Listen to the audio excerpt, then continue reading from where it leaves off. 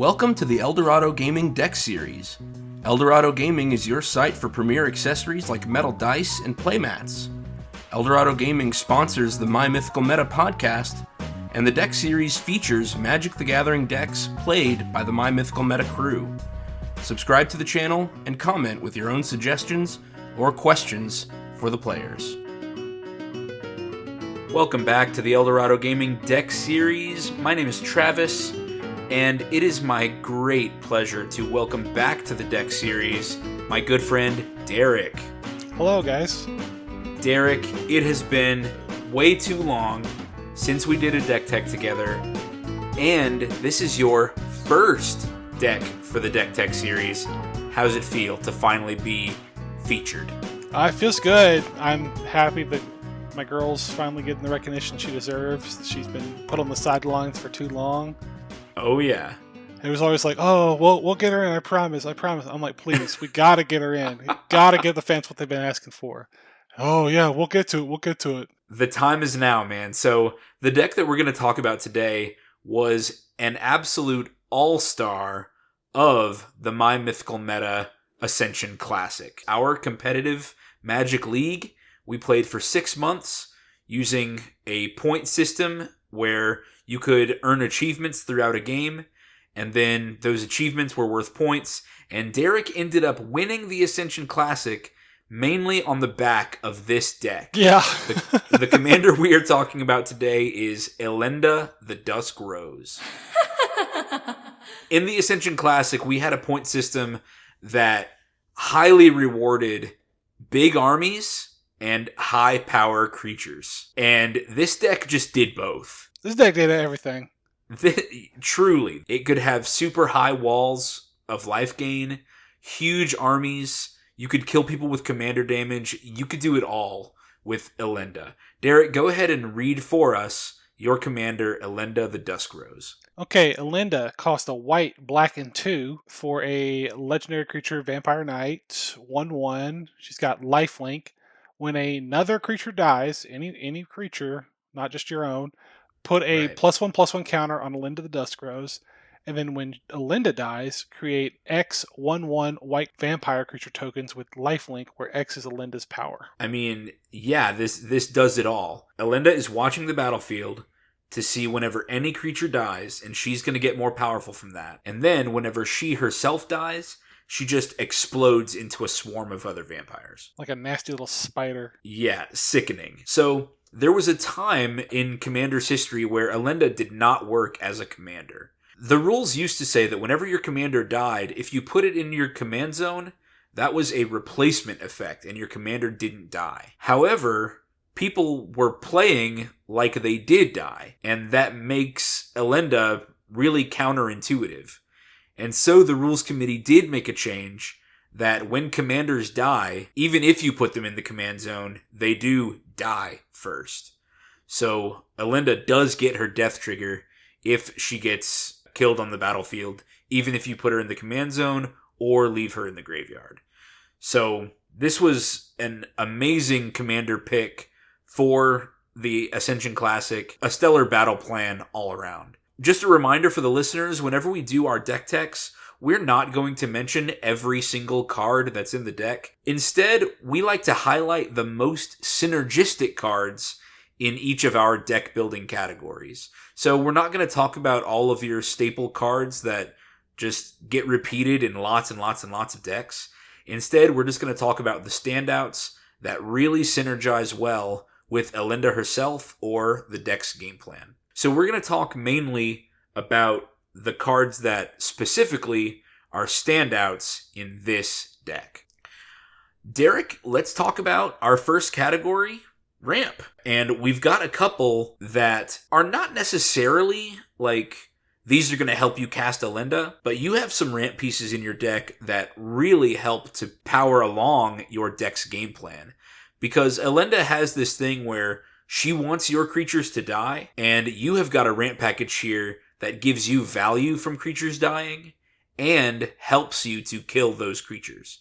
So talk first about Phyrexian Altar and Ashnod's Altar. Yeah, so these are two artifacts that they both cost 3 mana. Well, they both have sacrifice a creature, add some kind of mana to your mana pool. Phyrexian Altar lets you add 1 mana of any color, and Ashnod's lets you add 2 colorless mana. These are very nice because they're free sack outlets, and they could ramp you at the same time. So with a game plan like this, Elenda wants things dying, and then she wants herself dying. With this, it's like I'm trading one resource for another, which is very a black thing to do in this game. Yeah, for sure. So I'm trading these little creatures I don't care about for mana that's going to let me play into another spell in this turn, or maybe this is going to help me drain someone out faster using mana.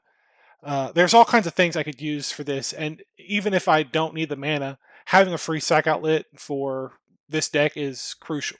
Yeah, absolutely. That activated ability with a colon means that you can activate it at instant speed.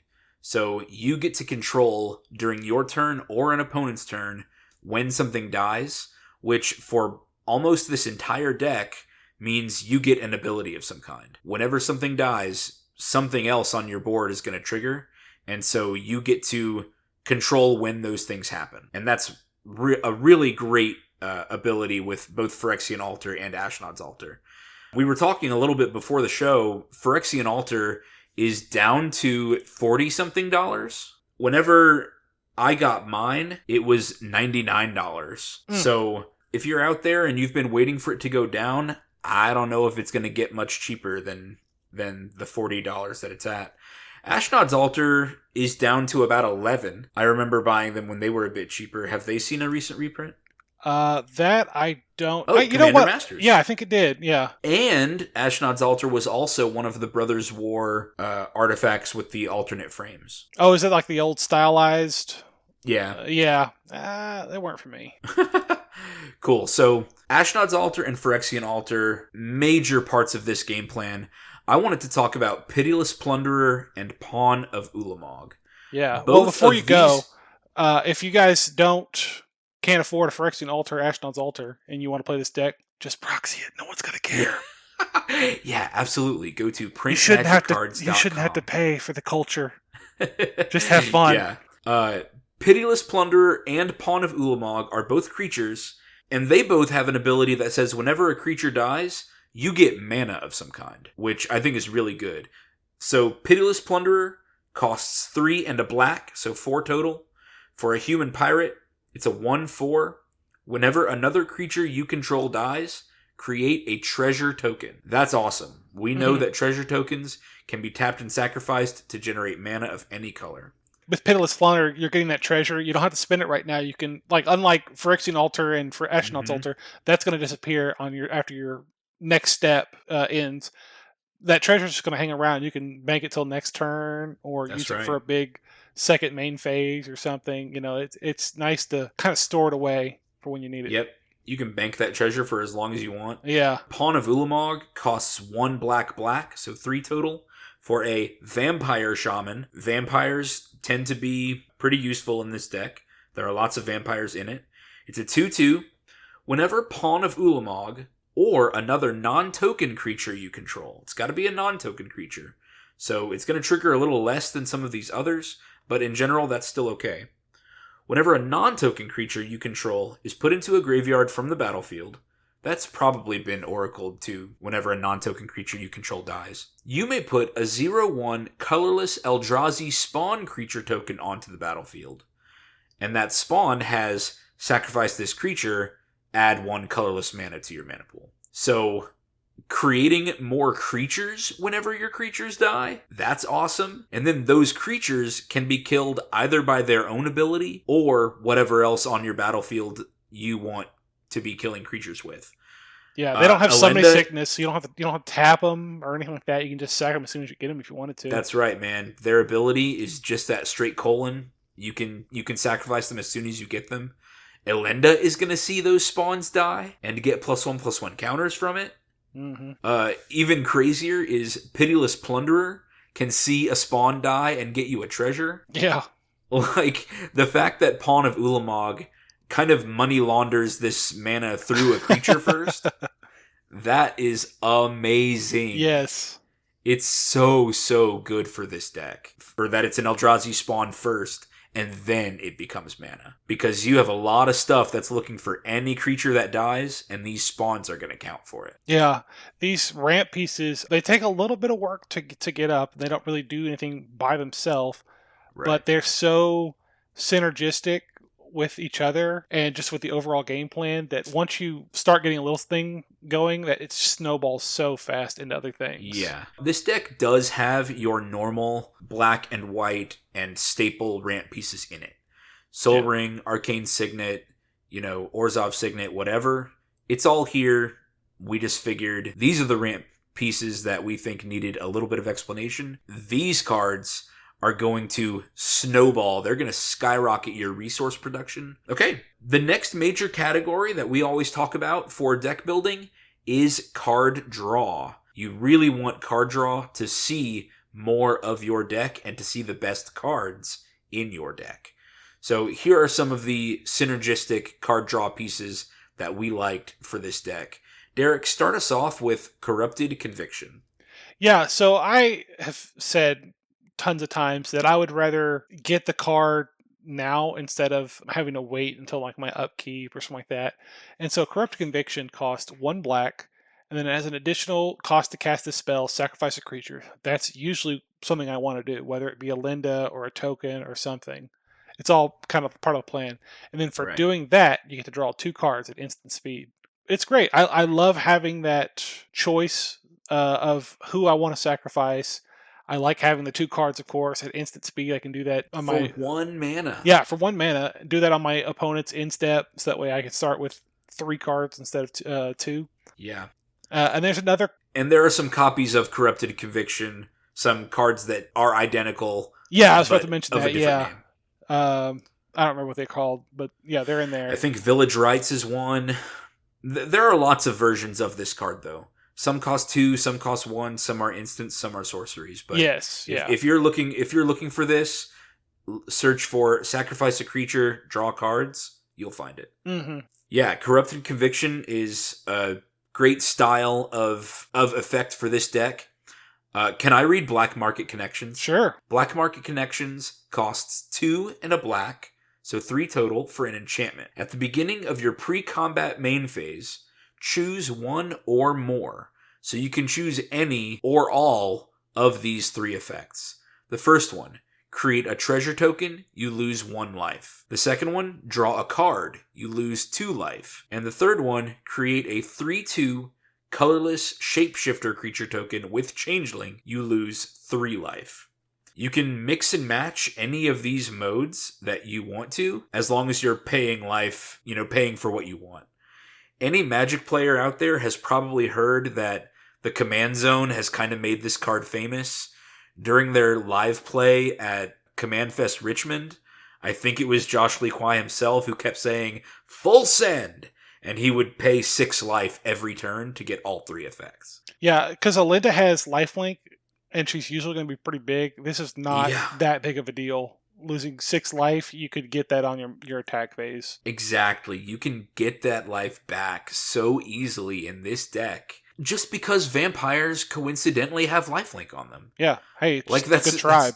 That's not even why they're, why a lot of these vampires are in this deck, but they just staple lifelink onto tons of vampires. And so Black Market Connections, it's almost a non-issue. Mm-hmm. You're just getting extra mana, extra cards, and a creature token every turn for a 3-mana enchantment. It's just incredible. Yeah. Viscera Seer is also in this category. Viscera Seer is a vampire wizard that costs a single black mana. It's a 1/1, and it's here for this ability. Sacrifice a creature, scry 1. The same reason we were talking about Ashnod's Altar before, and Phyrexian Altar. We were talking about how Corrupted Conviction is an instant that requires you to sack a creature. Being able to sacrifice your own creatures whenever you want is so good in this deck, and the ability to scry 1 is great. Now, scrying is not card draw. We want to make that very clear, but it is card selection. You get to look at that top card, and if it's not a solution for the problem you're in, you get to stick it on bottom and try to draw the next best thing. And I've seen it when you were playing Elenda, where you just have 100 tokens. Yeah. And effectively that means that you can scry through the entire deck for the card you want. Yeah, I remember the situation because I needed a 1 mana. I needed a Path of Exile or Swords of Plowshare. Right. Because I only had 1 free mana, and I had like 100 guys with Elenda on the field, so I sacrificed 70 of them to dig down until I found that card, played it, and then won the game. Yeah, I mean that is the quality of Viscera Seer that is so great. You are going to have tons of creatures, and these creature tokens are like currency that you can spend to filter your deck for the right card. So Viscera Seer is really great. Preacher of the Schism is black and 2 for a Vampire Cleric with Death Touch. He's a 2/4. I like this guy. He's got 2 abilities. Whenever Preacher of the Schism attacks the player with the most life or tied for most life, create a 1/1 white vampire creature token with lifelink. Whenever Preacher of the Schism attacks while you have the most life or are tied for the most life, you draw a card and you lose 1 life. He's got options here, and I can kind of work around what the effect is. You know, if I'm trying to get I can't control how much of life I have usually, but you know, there are some corner cases where you can work around with what you got. So if I need a token, I can get a token. If I need to draw a card, I can draw a card. This is that flexibility where you're like, I need cards that can do more than one thing, so that way I'm not wasting 100 cards. You know, like getting the most bang for my buck in 100 cards. Right. This is a card that goes in 2 categories. You know, if you've got a category for token creation and a category for card draw, this 1 slot can go in both of those categories and fulfill those needs. Yeah, and it's an attack trigger, not a damage trigger. Yeah, that's exactly right. It's an attack trigger. He does not have to land the hit in order for you to get those benefits. So yeah, I think that's a great card for that category. I think Grim Haruspex is a great option. Whenever another non-token creature you control dies, draw a card. That's just good in general. Yeah, I have Welcoming Vampire, which is kind of like a Mentor of the Meek, but for vampires. And I think, honestly, less good. Well, the fact that it only triggers once a turn. Yeah, that's really what kills it. New card design where they're just lazy playtesters. Yeah, Skull Clamp I think is the biggest one to mention. Yeah. That's a 1 mana artifact that gives a quick creature +1/-1, and then when it dies, you draw 2 cards, and it equips for 1. The tokens I make with Elenda or anything else are usually just 1/1, so they'll die immediately. Right. And I'll get to draw 2 cards, and honestly, I can just, you know, maybe Elenda is getting big. I can attach it to her, sacrifice her to Ashnod's Altar or something like that, and use that 2 mana to re-equip, and then get to, you know, like just keep the train going. Keep the card draw train going. Yeah. Yeah, Skull Clamp is really an all-star in this deck. But again, it's one of those like staple... Yeah, anytime you're working staple with cards. Tokens, that's the card to use. Yeah. And that is our card draw category. Again, you've just got to keep the deck velocity moving because, you know, the 7 cards in your hand, there can always be a better 7 cards. So that's just a lesson that I've learned is it doesn't matter if you have 7 great cards, there's probably a better one still somewhere in your deck. So keep up the card draw. Yeah. The next category is removal. And this is where it gets a little wacky with this deck. Most decks you have, especially token decks, you don't want to run board wipes because they're counterproductive to what you're doing. Right. And this deck, I actually run 3, arguably 4 board wipes. I think it's incredible. I've never seen a token deck running so many board wipes. Yeah, it only helps me. I never feel like I am like, oh, I have to do this. This is like I am like in a good spot, and I'm about to be in a better spot after a board wipe. It's just not something that happens. Like Tragic Arrogance, white, and 3. For each player, you choose from among the permanents that player controls an artifact, a creature, an enchantment, and a planeswalker. Then each player sacrifices all other non-land permanents they control. And I have a couple other cards like Slash the Ranks, which is destroy all creatures and planeswalkers except for commanders, and Divine Reckoning. Each player chooses a creature they control, destroy the rest. These board wipes let me kind of control what's staying on my battlefield and what's going. And if Elenda is small, then maybe I save her and kill everything else on the field so she gets mega huge, and maybe I can swing with her then. Or maybe Elenda is super big and I sacrifice her to the board wipe, not sacrifice, destroy her, and wipe out the rest of the board. And now I have, like, you know, 70 tokens. Yeah, and now you have the army. Yeah, and now I have the army, and everyone else has been decimated. Yeah, God, they're so good. Like, you just don't see that in token decks. No, not at all. It feels Most so good. Most token decks are they're just struggling to rebuild. They got to start over. Yeah, once the army gets wiped. And usually when you do a ward wipe or things in your field are dying, you're getting lots of other triggers from, dealing damage or drawing the cards or ramping or whatever. There's almost no downside. Yeah. One of the other board wipes that I think is just, it's incredible to see in effect. And if we were playing online, I would just love to see the triggers stacking on top of each other. Oh, yeah. It's Massacre Girl. Massacre Girl is a 3 black for a legendary human assassin. She's a 4/4 with Menace. Whenever Massacre Girl enters the battlefield, each other creature gets -1/-1 until end of turn. Whenever a creature dies this turn, each creature other than Massacre Girl gets -1/-1 until end of turn. So, Massacre Girl kills all of the things with toughness 1, and then she kills all of the things with toughness 2, etc. She goes up the chain until things stop dying. This combos really, really well, though, with Elenda. Elenda, whenever a creature dies, gets +1/+1.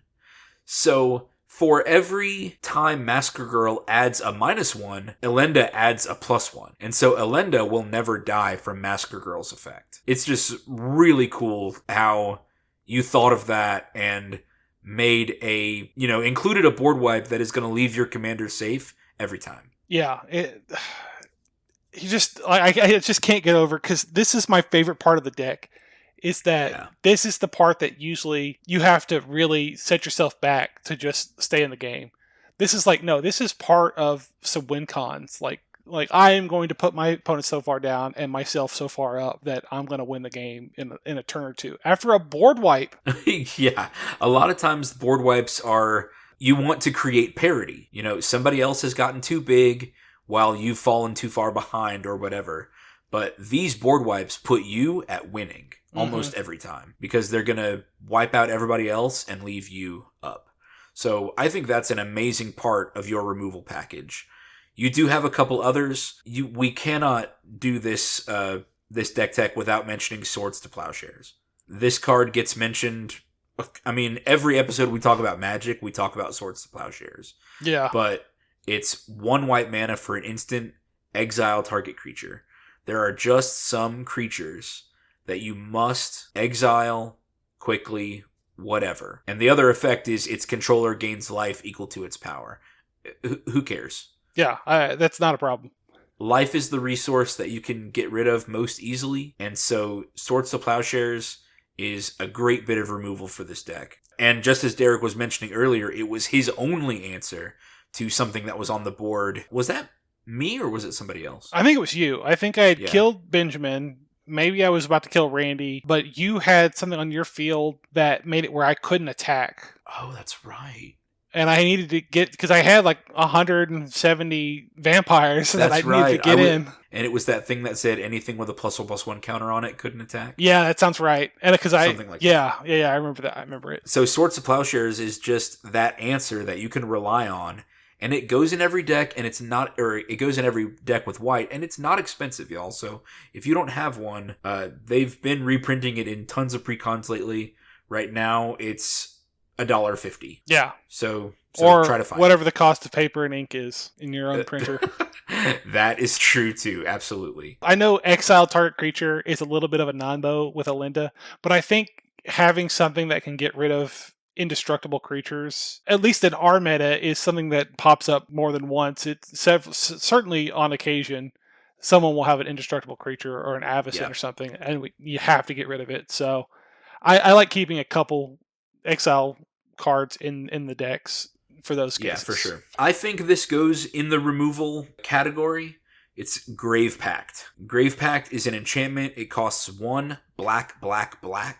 This is only a 2-color deck, so I'm not too worried about having 3 black in the mana cost. Some people out there might be a little hesitant about that, but I think it's fine. Whenever a creature you control dies, each other player sacrifices a creature. I mean, Derek is going to have, and this happened nearly every time he played this deck, he's going to have 20 creatures that he can kill at a whim. Yeah. So if nobody else has 20 creatures, then Derek can sacrifice his 20 tokens, his 20 vampires or whatever. We're all left with no creatures whatsoever because we had to sacrifice them all, and Elenda's huge now. So Elenda's huge and can just strike at somebody with their walls down. Yeah. There's another card that is almost exactly like it. I think it's Dictate of Erebos. Mm-hmm. Does the same thing, except it's got flash and it costs 1 extra mana. I didn't put that one in there because it does cost 1 extra mana, but I think having 2 of them is pretty mean. Oh, yeah. To just keep it where it's not overbearing. Because I've been on the other side when Benjamin does it. I'm like, oh, this does not feel good. Mm-hmm. I mean, forcing your opponents to sacrifice creatures, it is still so powerful in our meta. You know, because we like our Voltrons, we like our hexproof, our indestructible creatures. We like having single creatures with high power and toughness because we think that's fun. It's like pro wrestling. It's like King Kong versus Godzilla. We still like that. Mm-hmm.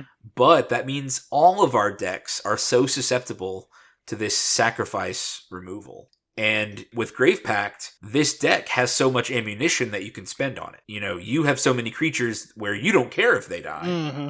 Meanwhile, your opponents may only have, 5, 10, and then only if it's a designated or devoted token deck will it have more than that.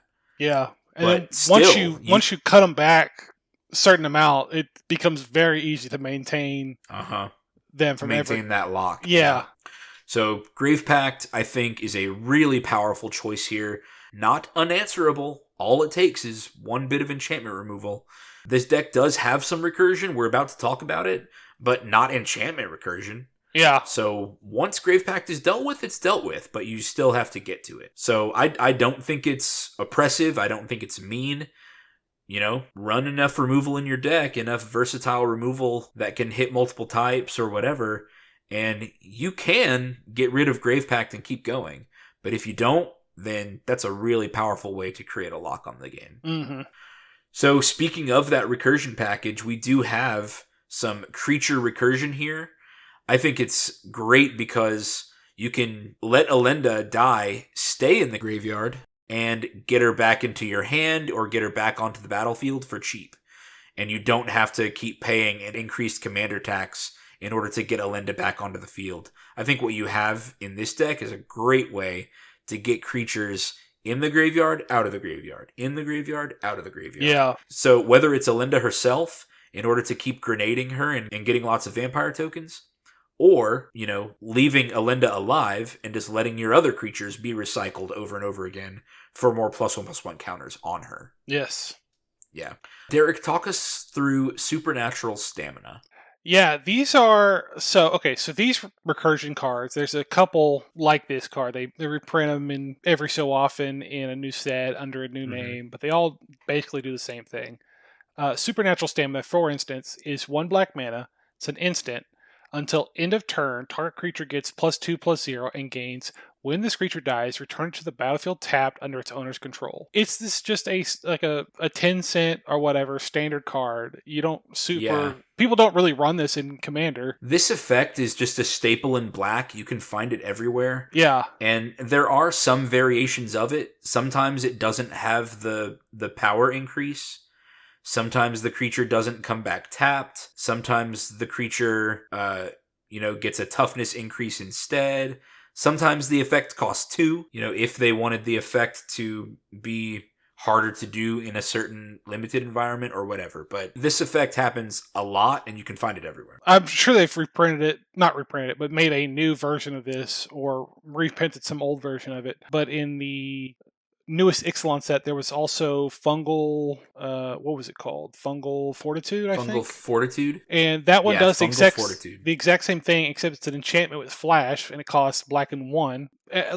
They're not super great, but in this deck they are, because you can, someone's okay, well, I mean, Elenda's, super big, or whatever, and I need to get rid of her. So, they go to kill her or whatever, you hit her with this. It makes her 2 tougher, so that means you're getting 2 extra bodies when she dies. Mm-hmm. And she comes back onto the battlefield as soon as she dies, tap, which is fine. And then usually when I'm doing this, I'm as part of... I remember playing this, and we were going through this whole thing, and some guy said, oh, you're playing a combo deck. I don't think it's a combo deck. I just think it's just a synergistic, like everything kind of feeds off itself. Yeah. It's a very synergistic deck. And it doesn't have to be Elenda. Like, say somebody wants to get rid of your Pawn of Ulamog, or your Pitiless Plunderer. These creatures that say, hey, I'm going to generate an unfathomable amount of value that you simply can't outrun. Mm-hmm. And they go to finally kill it, and you go, no, supernatural stamina. I think they'll stay, actually. And then it's right back on the field. Yeah. And they've, Elenda got a +1/+1 counter from it, plus whatever other death triggers you got, plus now it's back. Yeah. So when you're playing in Commander, you're playing against usually 3 other people. And the problem with that is that someone will spend their 1 card to get rid of your 1 card. And so you're down a card from the other 2 players there. But with this card, yeah, you play another card, but you're getting 2 extra dudes, so you've replaced those 2 cards. And then whatever Elenda had on her already, she's like, let's just say she's bare bones. She was already a 1, so you're getting 3 dudes for the price of 2 cards. And those 3 dudes have lifelink. Uh-huh. And can be blockers. I mean, it's this instant speed, so you can do this as like a little game where like, oh yeah, I'll block with Elenda, let her die, and then, You got 3 tokens on the field for the loss of 2 cards, plus Elenda's back. So you got Elenda and 3 tokens. You're at 4 permanents now. Yeah, you're doing okay. Even though you were 2 cards gone, that is advantage. You're up. Yeah. And you could like if you have any of those like Ashnod's Altar, Viscerasi, or whatever, you could suddenly certainly get rid of the 3 tokens she just made, boost her back up to what she was, as if nothing happened, and then getting all those death triggers or whatever. Yeah. God, it's so good. Do you want to do Victimize? Sure. Victimize is a black and 2 for a sorcery. Choose 2 target creatures in your graveyard. Sacrifice a creature. If you do, return the chosen cards to the battlefield tapped. God, I think this is just so good. It could be 2 1/1 tokens. Or I'm sorry, you could sacrifice 1 1/1 token to get out 2, like, let me look back to, could get Massacre Girl back, could get Preacher of the Schism back, could get Pawn of Ulamog, Pitiless Plunderer, could get Elenda back. Yeah. You're going to trade a token, for 2 actual non-token real cards that are actually good. Yeah, this card is so good as a recursion piece. Yeah, I think it's excellent. And I'll sacrifice Elenda to do some kind of effect, make, 20, 30 tokens, play this card, sacrifice one of those tokens, get Elenda back and something else back. Yeah. And then, maybe I got some kind of card that lets me drain life or whatever, and Elenda. Mm-hmm. So then I start feeding things back to Elenda and start getting all those triggers and stuff like that. Like, there's just so many things you could do with this card. And in this deck, I can't sing the praises of this deck as high as I can. I don't know. Yeah. So here's another card that sees lots of play in our meta. Benjamin loves to play this card, and I think in this deck, it's just an all-star. It's called Phyrexian Reclamation. It's an enchantment for 1 black. You can pay 1 and a black and pay 2 life. Return target creature card from your graveyard to your hand. What's so good about Phyrexian Reclamation is that it's repeatable. You can do it as much as you want. You can pay 2 and 2 life to get a card from your graveyard back into your hand again. A creature card. It is mostly creatures. 30 creatures. Yeah, see, that's a third of the deck is creatures. So your opponents, they just they think they finally killed something in combat, or they think they finally removed something troublesome that was generating you too much value. And you just go, 2 life, 2 mana, 2 life, and I'm going to get that card back into my hand again. Like, the card advantage from this is so good. Because it took somebody else's, spent card and said, that spent card you used, it didn't do anything, because now it's back in my hand again. Mm-hmm. Phyrexian Reclamation, I think a great recursion target in this deck, a great card to keep recurring over and over again, is called Plague Crafter. This is a Human Shaman. It costs 2 and a black, a 3/2 body. Whenever it enters the battlefield, each player sacrifices a creature or planeswalker. Each player who can't discards a card. This is good for the same reason we were talking about Grave Pact earlier. In our meta specifically, unless it is a designated token deck, it probably doesn't have a huge creature presence on board. Like, it's almost always less than 10 creatures. Mm-hmm. But they're big, because that's the kind of creatures we like. They're big and they're threatening and they need answers. But in terms of numbers, that's not usually what we go with. And Plaguecrafter is a great answer to big creatures, because they have to sacrifice it, and if their board's already clear, they have to start sacking cards instead. There's one other card, specifically in the Recursion section, and I think this is so cool because it recurs itself. You don't need any other cards for it to do its thing. It's called Bloodghast. Its mana cost is black. It's a vampire spirit, a 2/1. Bloodghast can't block. Bloodghast has haste as long as an opponent has 10 or less life. And then, this is how it gets back onto the battlefield. It has landfall. Whenever a land enters the battlefield under your control, you may return Bloodghast from your graveyard to the battlefield. This is just a free creature to sacrifice anytime you want to. You can sack it to Ashnod's Altar, get some mana. Elenda's going to see it, get a +1/+1 counter, and then it will return itself to the battlefield later whenever you play a land. I just think that's awesome. Yeah, it's great. There's another card, Reassembling Skeleton. Essentially the same thing. You can pay 2 mana to get it back out at any time. It's just nice to have, because sometimes it can be a little troublesome to try to make tokens and get all the pieces of your little engine. This guy kind of does it all for himself. It just kind of simplifies the thing, the path to victory by... he's a freeze target, comes back. Usually, it's going to be like once a turn because it's not a landfall deck. Right. But it's still nice to... Once a turn to guarantee that you have something to sacrifice? Yeah. In order to get however many triggers the rest of your deck needs to fire off? I think that's an absolutely reasonable price to pay. Mm-hmm. To have 2 slots in your deck for creatures like that. I think that's really smart. Okay, one of the questions that we always ask in our deck techs is, what's your plan B if your commander gets removed? That's something so strong about this deck, Derek, is I don't think this deck needs a plan B at all, right? Yeah, it's like the plan is for things to die and come back over and over and over until the someone's plan is dead. for Elenda to die and come back over and over again.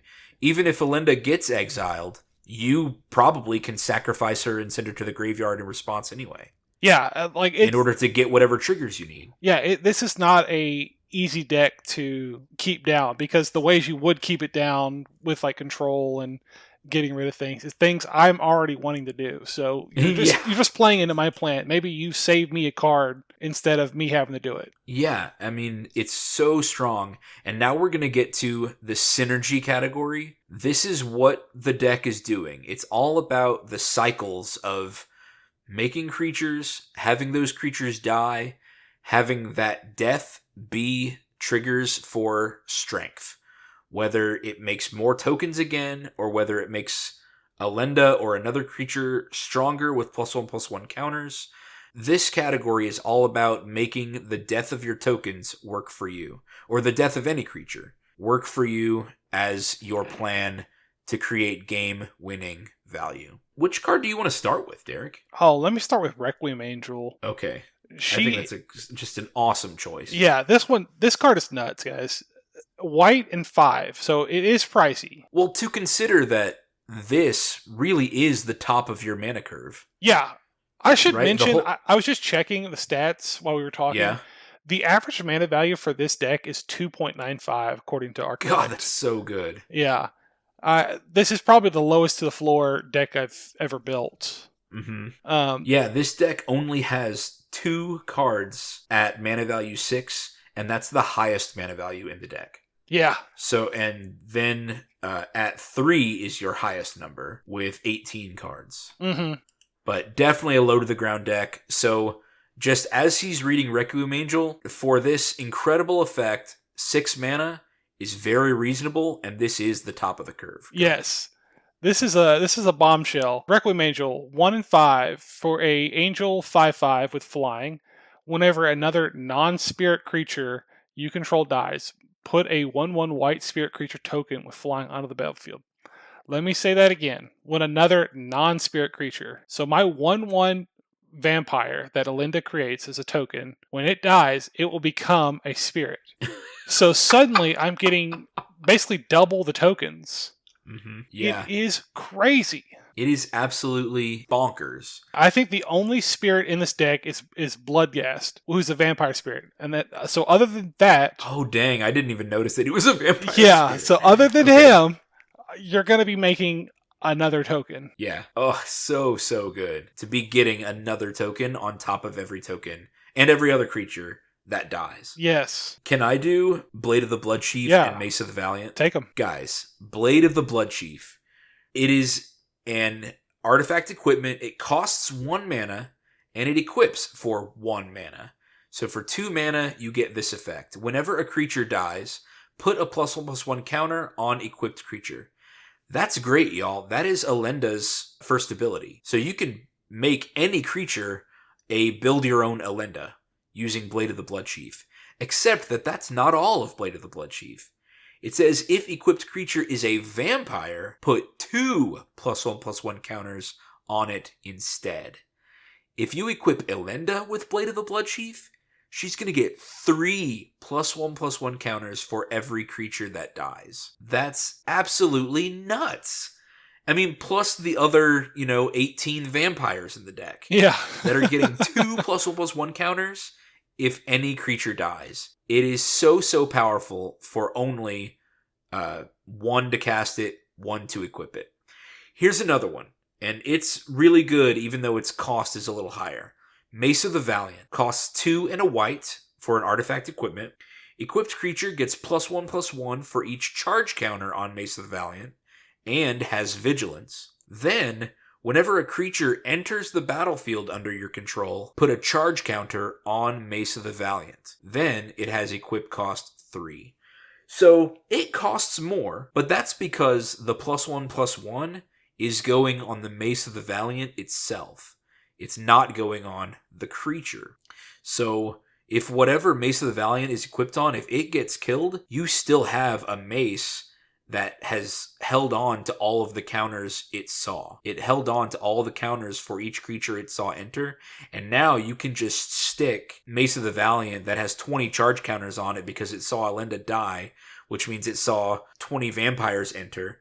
Well, now you can just stick Mace of the Valiant on any one of those tokens or on any other creature, stick it on a flyer, whatever, and that creature is going to get +20/+20. Yeah, it's going to bash someone's brains in.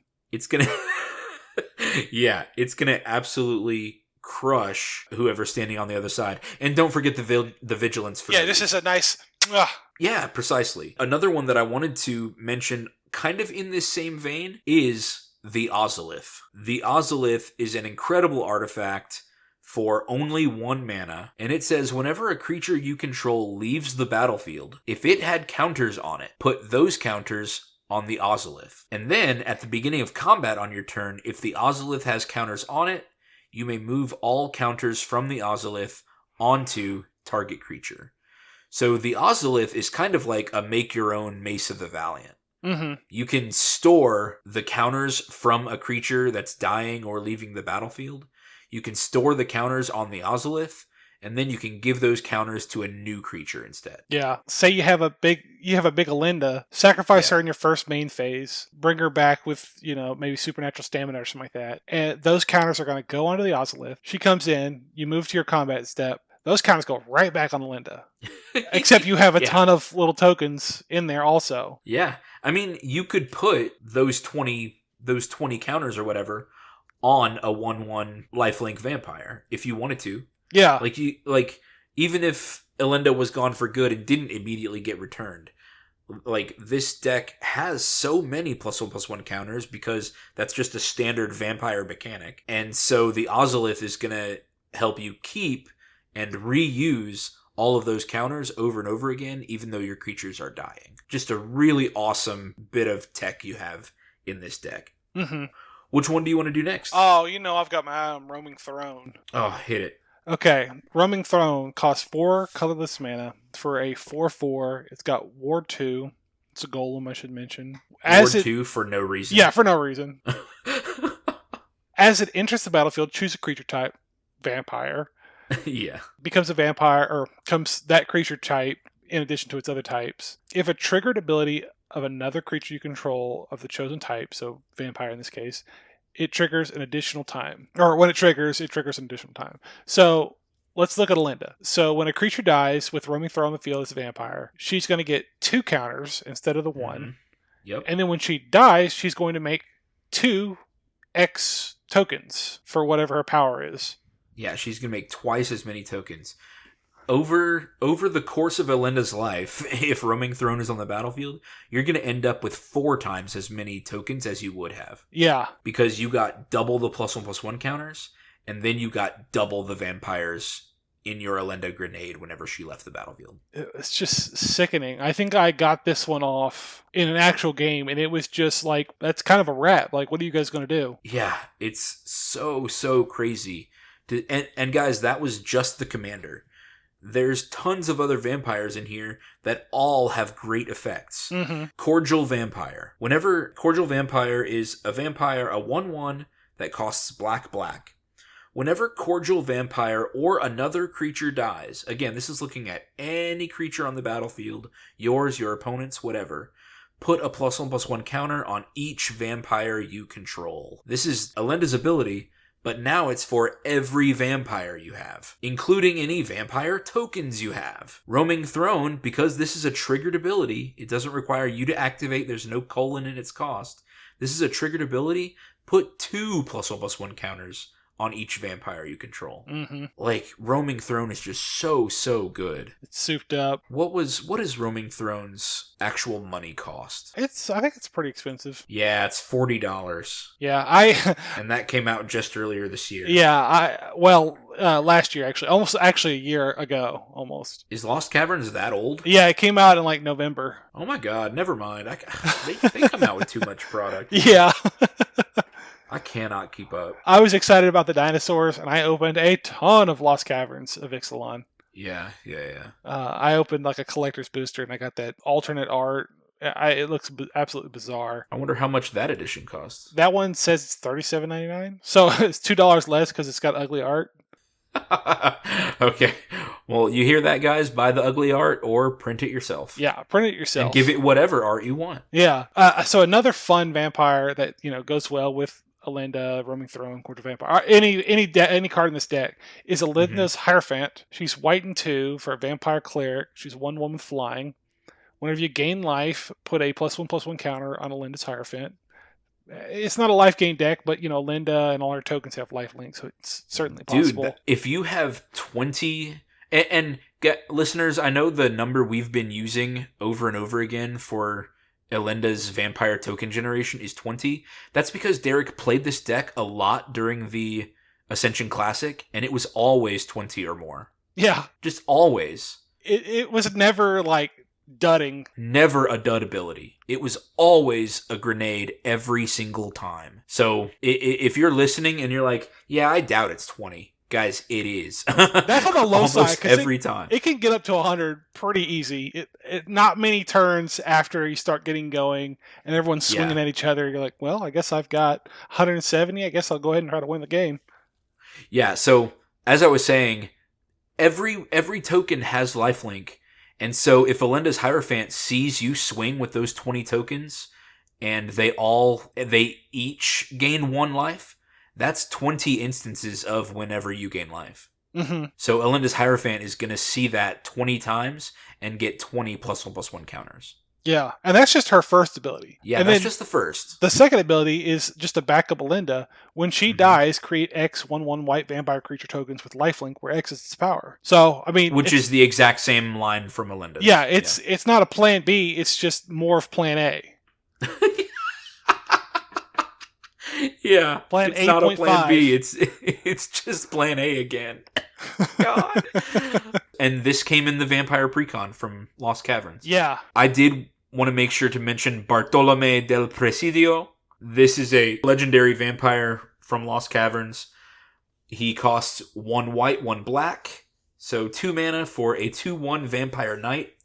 His ability, sacrifice another creature or artifact, put a +1/+1 counter on Bartolome del Presidio.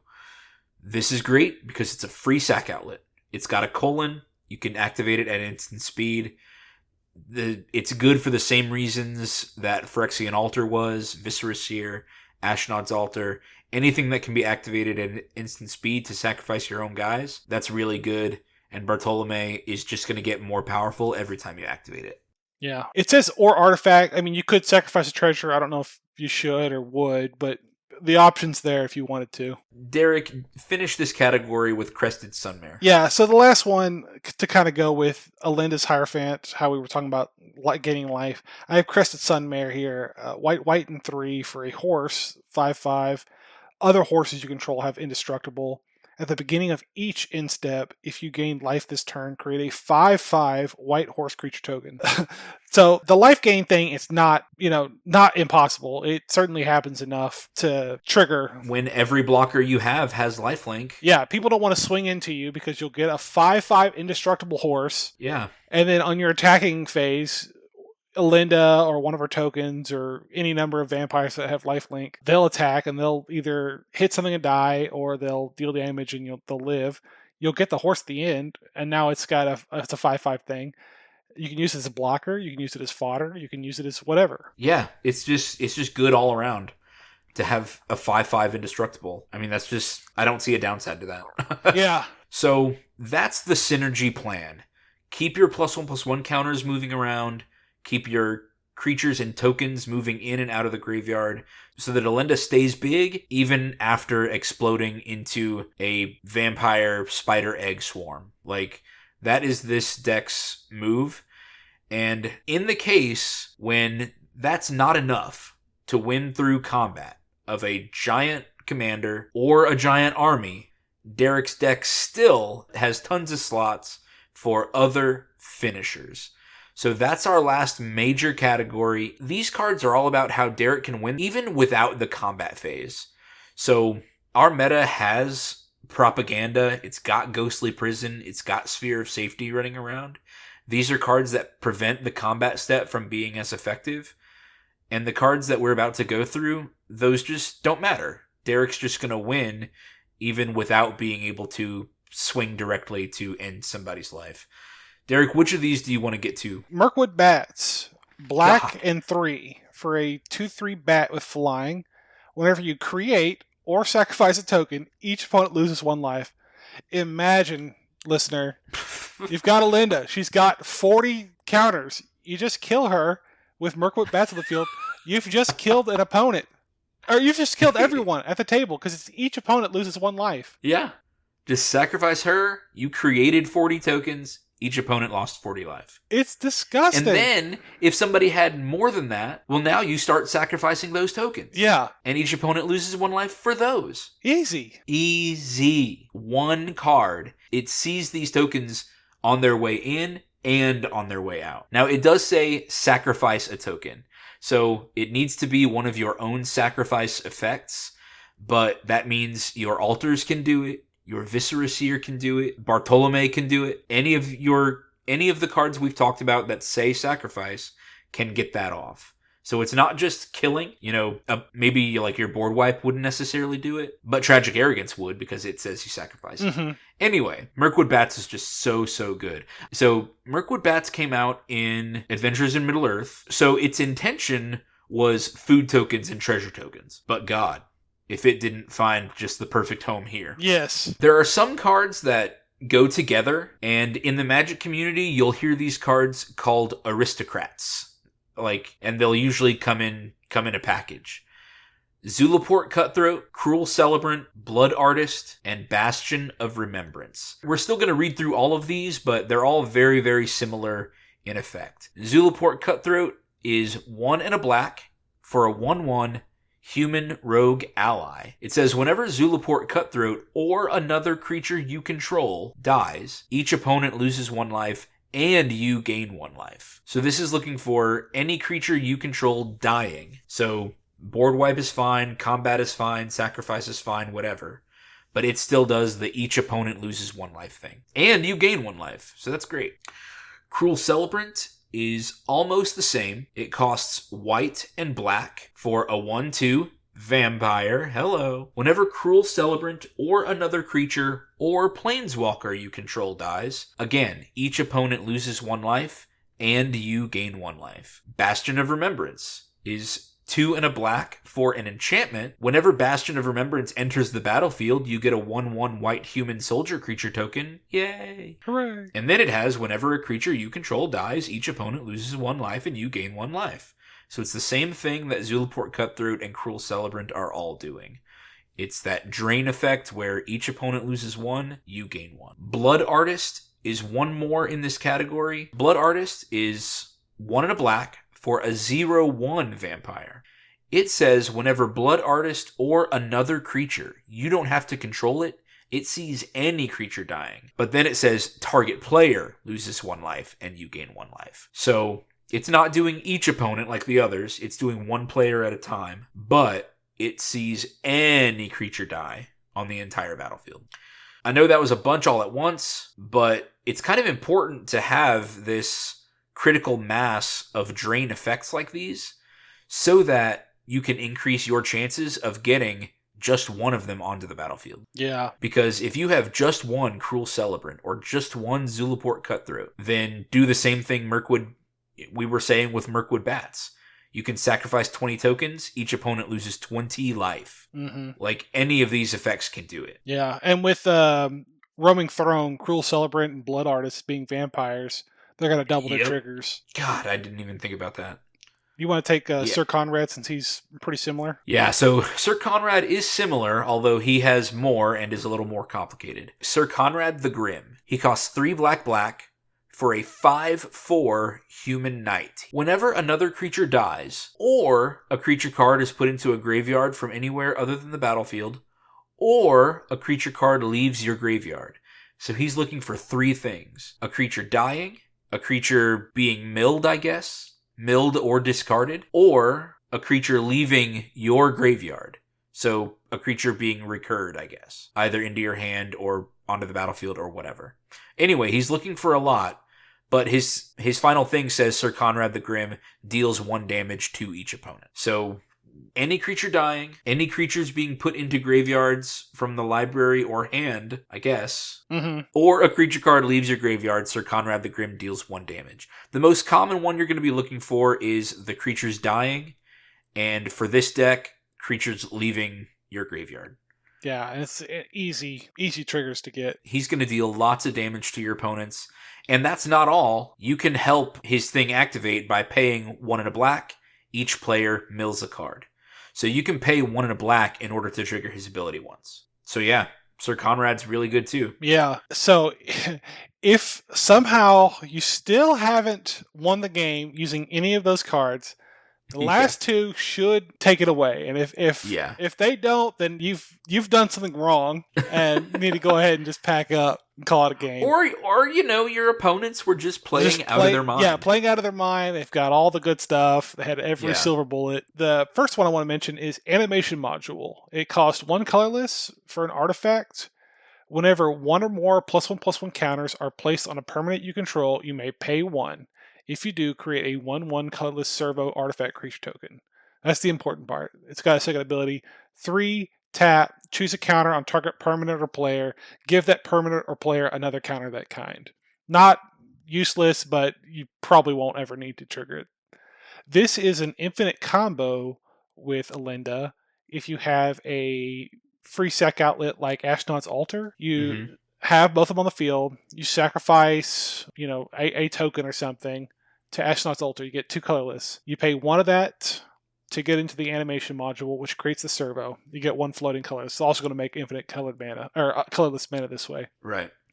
Then you sacrifice that servo to the animation module you sacrifice the servo to Ashnod's Altar to make 2 more colorless. Pay 1 of that into there, and you just keep making servos and keep cycling. Elenda gets infinitely large. And Elenda is getting infinitely big. Yeah, and you're getting infinite mana. So hopefully you can finish the game that way. But if you can't, maybe you could do it this way. Sanctum Seeker. Black, black, and 2 for a Vampire Knight, 3/4. Whenever a vampire you control attacks, each opponent loses 1 life and you gain 1 life. So it kind of goes along with the Cruel Celebrant, Blood Artist, those type of cards. Except this cares about attacking. So let's say, at the end of the opponent before use instep, sacrifice Elenda, get 100 tokens, go to your combat, swing for 100 damage without even having to connect. Yeah, and like just don't attack the player that has propaganda.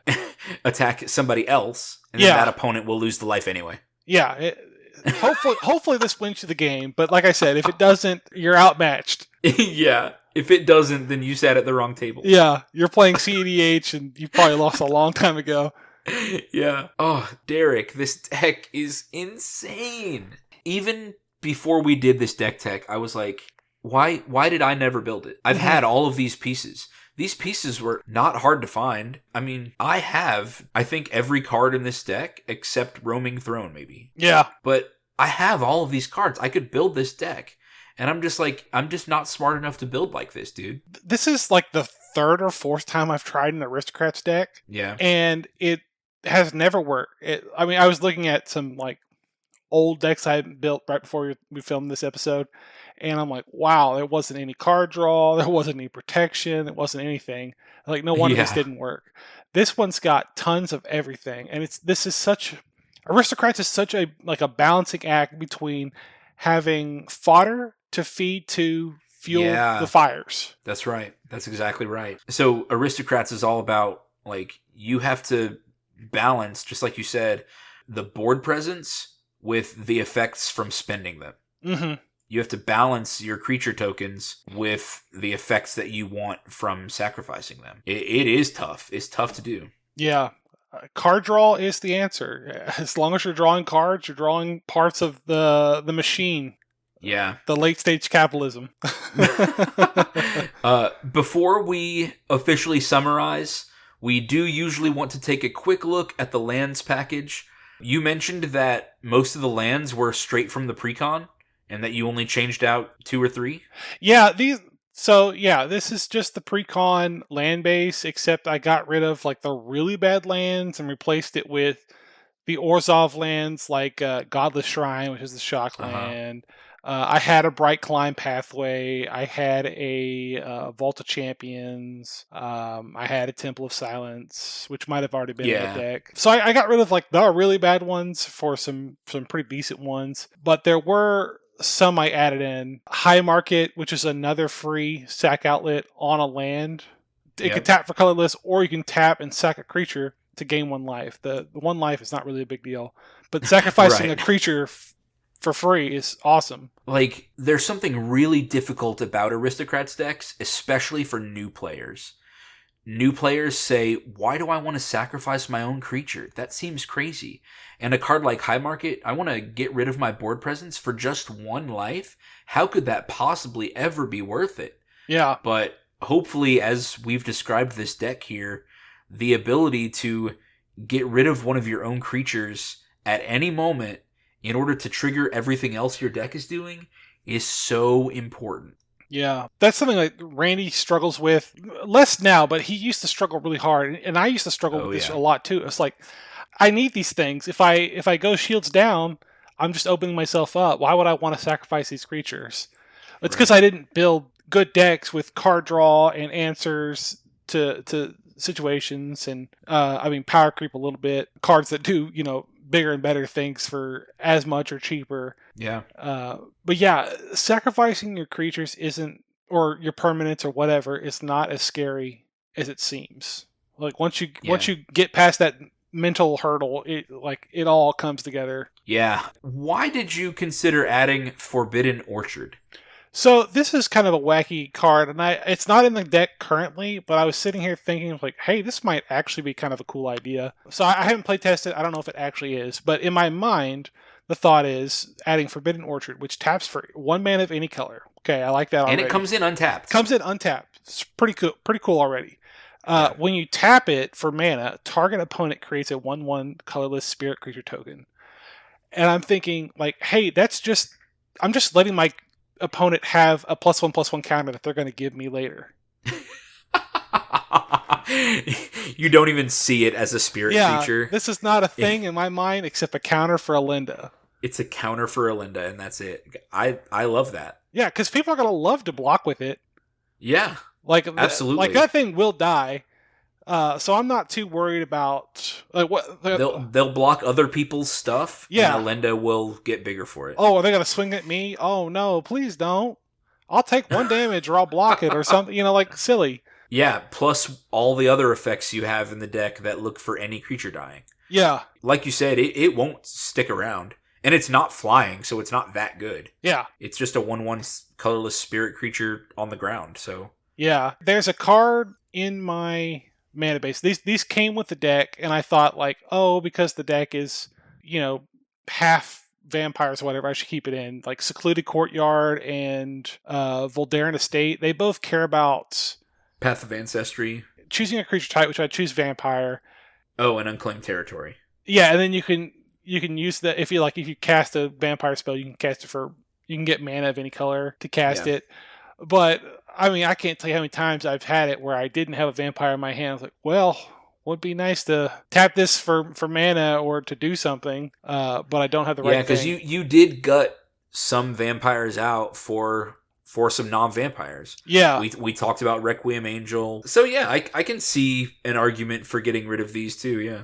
But, I mean, let's see. Secluded Courtyard comes in untapped. Unclaimed Territory comes in untapped too. So there's at least that. Yeah. They only tap for colorless, though. This would tap for white or black. Oh, yeah. If you're talking about a replacement for Forbidden Orchard, yeah, you could definitely cut one of those. Yeah, and they're like 12 swamps plan. and 5 plains. I could, easily cut a swamp for it. Yeah. Or something. Or maybe there's some other card here that I could get rid of that would make sense. But yeah, it's just a thought I had with Forbidden Orchard, and I think it would be fun to add. I think that's a really good idea. So, we've mentioned it a couple times. This deck is basically the Vampire Precon deck from Lost Caverns of Ixalan. The face commander of that deck, if you're looking for it online, was Clavileño, First of the Blessed. Another vampire cleric who wants... what does he want? He wants your attacking vampires that aren't demons to become demons. Yeah, it just seemed like such a wacky thing. I was like, I'm not into this. Yeah, it's weird. But, wow, what a great way to get the shell of this deck at a great price. Yeah, and to get it all at once. Yeah, and to get lots of good cards in addition to it. The deck's the cards not that bad. you cut are still good too. Yeah. Yeah. I was walking through Barnes & Noble and just happened to see it, I guess back last December or something, and grabbed it. I already had an Elenda, but this deck, that Precon came with an Elenda, and a lot of these staples that we've mentioned that were like all-stars. So, like, I feel like all of those Precon decks were really good. But yeah, I think it was such a great starting point. I basically just took out like the really it's a vampire tribal deck. So yeah, I got rid of the stuff that cared about the tribal deck because I wasn't doing that anymore. Put in some of the the drain effects, the better card draw spells, the ramp, kind of stuff. This deck is so strong. It's so hard to stop. Like, I feel like the only way... first off, I've never lost with it. I was literally about to ask. You would remember better than I did, but the stats from playing Elenda in the Ascension Classic, was it ever not first? I feel like maybe there was a bad hand where... There was, and I think I still ended up winning that that game.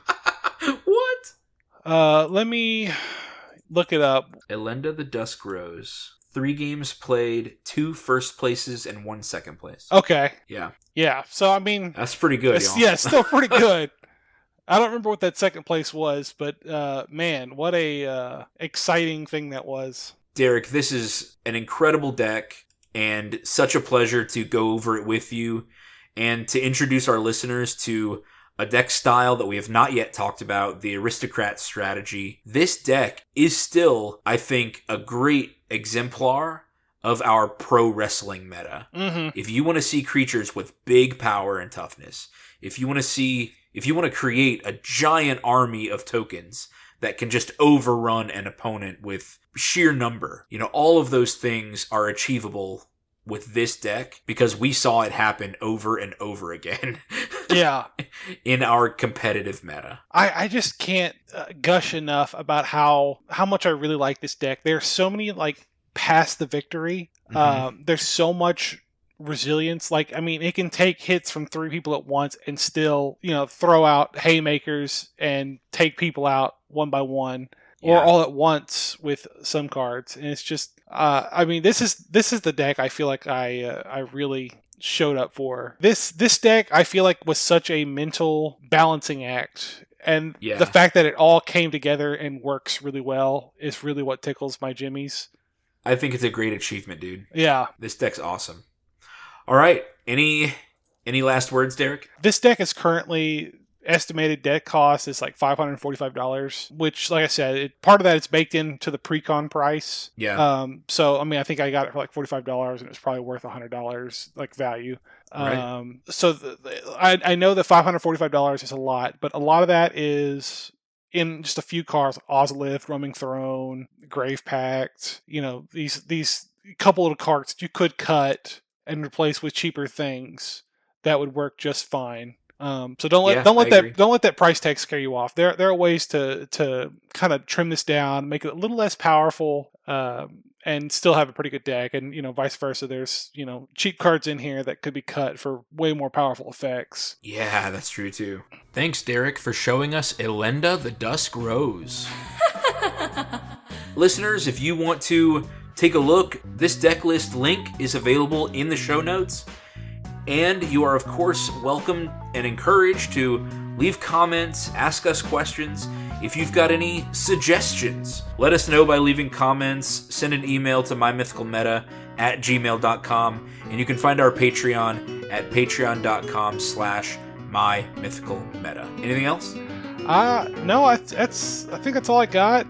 She's the feminine nomenon. Thanks for listening, and tune in next time for a good deck. Well, hold on. See ya. Later, guys.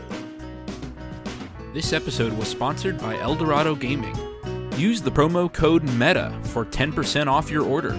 Please like, comment, subscribe, and share. This episode was edited by me, Travis Konishek, and our intro and outro music is by Tyler Heath of the Oh Hellos.